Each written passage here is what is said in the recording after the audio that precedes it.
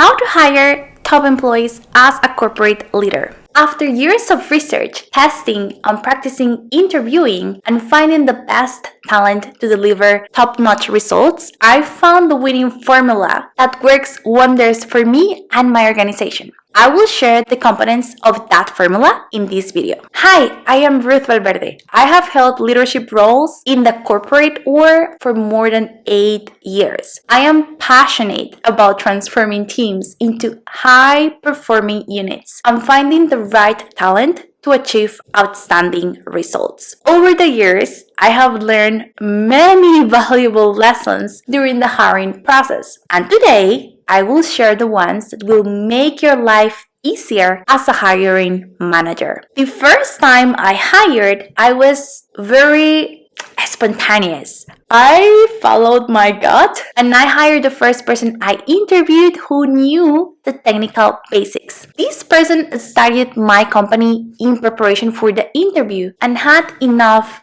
desire and charisma to win me over. Her level of preparation and dedication convinced me, and I hired her without making too much assessment. That would have been great if the role I needed her for was low to meet in terms of demand, but it wasn't. It was a role full of stress, tight deadlines, tough stakeholders, and a bar so high that no one could really reach it. And she told me this very same thing. She expressed me that frustration a few months into the role. She felt even she did her best efforts, it was never enough. My mistake? Not crafting a well-thought interview process for my company's benefit and her own. A process where she knew exactly what she was listing her for. A happy employee that enjoys her work is a very productive one. And she had great potential. A more well thought and better designed interview process would have helped her prepare better for the role and even understand what she was facing and validate her decision to join us. Thankfully, she ended up being really successful in the company. The second time I hired, I decided not to listen to my gut and I stuck to numbers, facts, results, and peers evaluation from the candidates. I tried to ditch any biases and I hired someone who was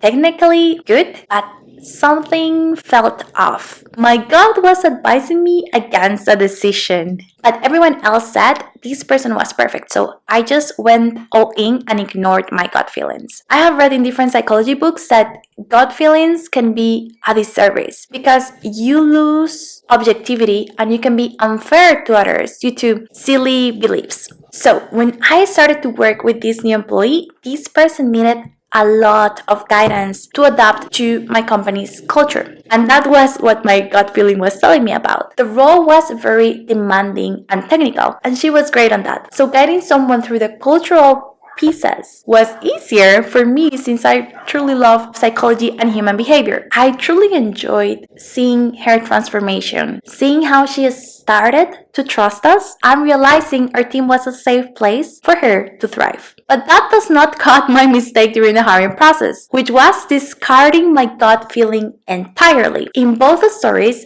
I don't think I hired the wrong person. I think they were the right person for the role, but I do think I could have prepared them and myself better by knowing what to look for and how to assess it properly so I could support them better in adapting to the role and unleashing their highest productivity level. So, how to hire top employees as a corporate leader. The formula I have for you has 10 steps. Let's start with the first one. Attract top talent by growing your brand as a leader. Do you know why we quit? Due to bad bosses that don't promote us, that don't help us grow. We quit from micromanagers, from toxic cultures. Well, we can quit for other things too, but those I just mentioned are under your control as a leader. You can develop your people. You can give them high quality tools for them to perform their job. You can empower them so they do amazing job. You can coach them with kindness and respect. You can listen to them, get to know them. You can tailor your appreciation gestures to know what they actually value and not just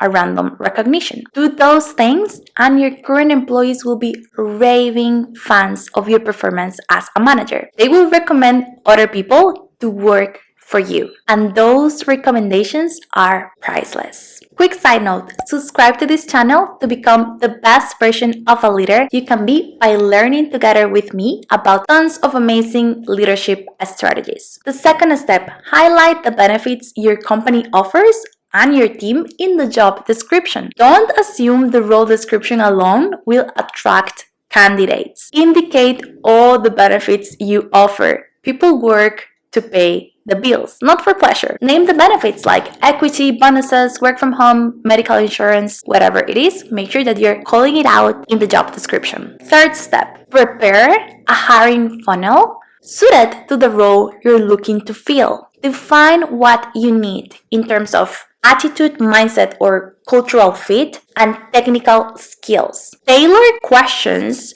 that will help you ensure the candidate is a fit. For example, if you are hiring a cash treasury analyst, you need someone who is detail-oriented, very organized, proactive, and a self-resolver in the people skills piece. For technical skills, you need someone who understands money markets, cash positioning, and banking negotiation. Think what are the challenges of the role and how can you test if they have the grit, the attitude, and the technical skills to be successful. You don't have to stick to only one method. You can combine different interview styles. For example, you could use behavioral questions or interviews. These are interviews where you ask about a time when they had faced a particular challenge that will be relevant or similar in the role environment they will have. For example, tell me about a time where you had to sacrifice quality over speed. Another interview method can be whiteboard interviews. These are interviews where you give the candidates topics to study, and on the interview stage, you ask them questions about those topics to test their knowledge. Another interview type is presentation of key topics. Those are interviews where you as well give them topics for them to study, and on the interview stage, they present you and the hiring panelists their analysis, and then you ask them questions to test their understanding. And then we also have the famous practical exercises. For example, you ask them to create a Power BI dashboard if they are a business analyst. The fourth step is avoid subjectivity.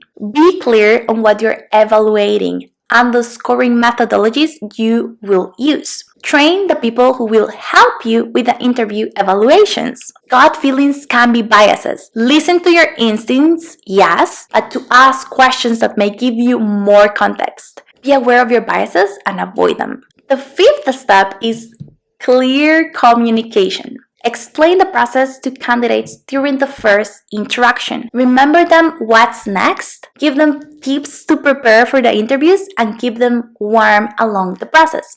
You can delegate this to the hiring assistant or recruiter if you have them available. Step number 6, give clear expectations. From the first interaction, make sure candidates understand what the role needs. For example, let's assume this is the first time that I'm interviewing you. To give you more clarity, the perfect person to this role must show ownership and accountability from day one. You would own all your processes. I would always be there to support you, of course, and guide you, but the ownership and accountability of your task would always be yours. Do you think that would work for you? By the way, I have an online course for leaders who want to crush their leadership game. Link in the video's description if you're interested. Step number 7, provide feedback if you are rejecting someone you already interviewed. If you talked with them and interviewed them, give them personalized feedback for God's sake. This is common decency and it has many benefits.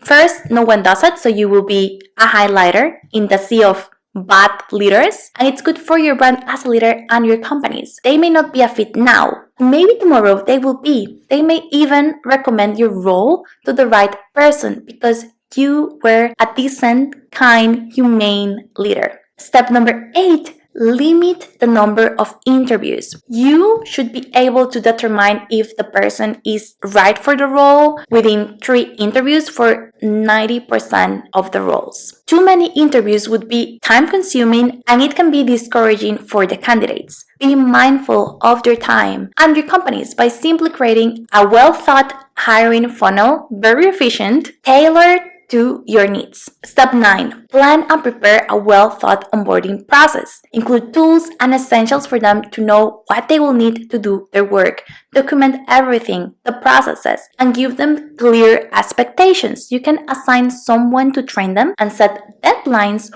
for when they should be 100% productive. They should always be the owners of their progress, and you can instill that ownership and accountability mindset since day one. So, a funnel to hiring and attract best-in-class talent combines building your brand as a manager to attract great talent, having clarity on the skills you need to test and assess during the interviews, using a fair evaluation system without ignoring your human judgment, being respectful, clear, and kind with every candidate you interact with, and a great, efficient, well-designed onboarding program. What other strategies have worked for you when hiring top best-in-class talent? Share your experiences in the comments below. See you around. Bye!